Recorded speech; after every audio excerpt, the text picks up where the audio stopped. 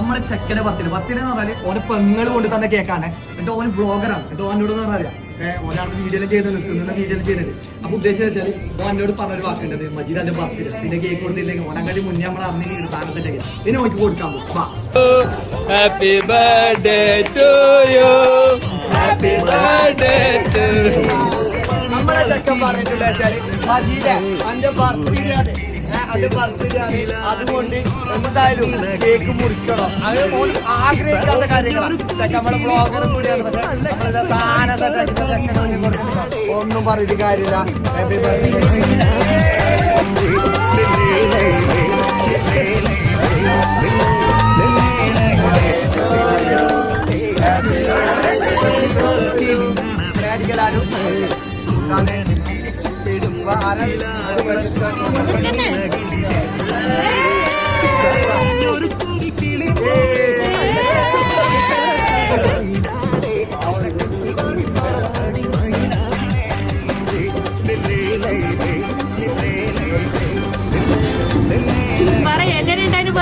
Super guys, ഞാൻ പ്രതീക്ഷിച്ച ഞാൻ ഉറങ്ങാൻ വേണ്ടിട്ട് കുഴപ്പാക്കുന്നുണ്ടായിനി.